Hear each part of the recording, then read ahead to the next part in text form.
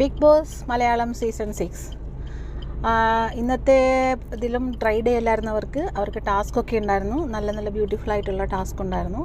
ടാസ്കിൽ first position to 13th position വരെ എത്താനുള്ള കുറേ ആർഗ്യുമെൻ്റ് ഒക്കെ ഉണ്ടായിരുന്നു. ജാസ്മിൻ ലീഡ് ചെയ്തൊരു ഒരു എപ്പിസോഡായിരുന്നു.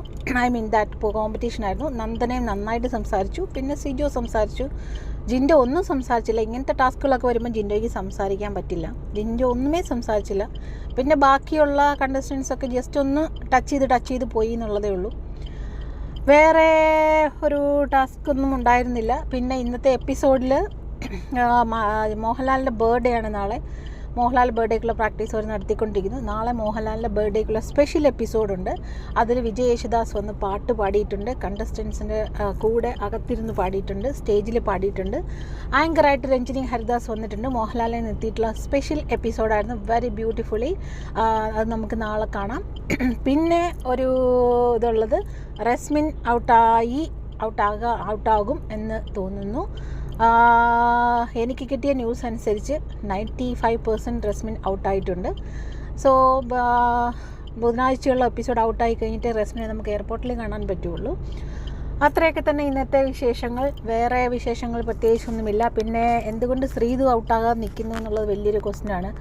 അവിടെ ഒന്നുമില്ലാതെ ഒരു ക്യാരം ബോർഡിലുള്ള കോയിൻസിൽ ആരും അടിക്കാതെ ഒരു കോർണറിൽ സേഫായിട്ട് വെറുതെ നിൽക്കുന്ന ഒരാളാണ് ശ്രീതു. ബാക്കി എല്ലാവരും നന്നായിട്ട് പ്ലേ ചെയ്തിട്ടുണ്ട്. ഇപ്പോൾ റസ്മിനെ സംബന്ധിച്ചോളം റസ്മിൻ നന്നായിട്ട് പ്ലേ ചെയ്തു. കുറേ നെഗറ്റീവ്സൊക്കെ ചെയ്തു, കുറച്ച് എറോസ് ആയി എന്നുള്ളതല്ലാതെ റസ്മിൻ നല്ലൊരു പ്ലെയർ തന്നെയായിരുന്നു. റസ്മിൻ ഔട്ടായി. ഔട്ടായി പോകും വരും ആഴ്ചകളിൽ. പക്ഷേ അതിനേക്കാളും ആക്റ്റീവ് അല്ലാത്ത ശ്രീതു ഉണ്ട്, അൻസിബയുണ്ട്. അൻസിബ അറ്റ്ലീസ്റ്റ് ബ്രില്യൻ്റ് ആണെന്നെങ്കിലും നമുക്ക് പറയാം. ശ്രീതുവിനെ എന്തിനാണ് അവിടെ നിർത്തിയിരിക്കുന്നതെന്ന് മനസ്സിലാകുന്നില്ല.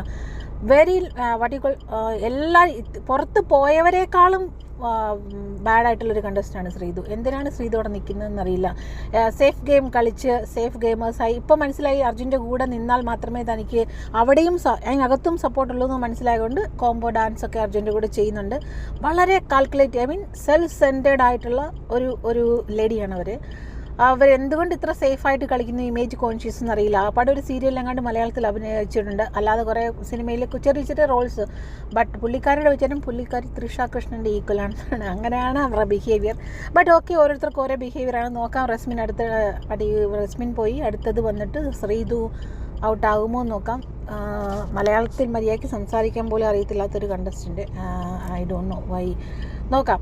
വോട്ടിൻ്റെ അടിസ്ഥാനത്തിലാണ് പുറത്ത് പോകുന്നത്. അപ്പം നോക്കുമ്പോൾ റസ്മിനാണ് ഏറ്റവും വോട്ട് കുറവ്. ശ്രീതു അടുത്തത്. ശ്രീതുവിൻ്റെ കീഴിൽ അപ്സരയുണ്ട്. നോക്കാം. അപ്സര നല്ലൊരു കണ്ടസ്റ്റൻ്റാണ്. നോക്കാം എങ്ങനെ ഉണ്ടെന്ന്.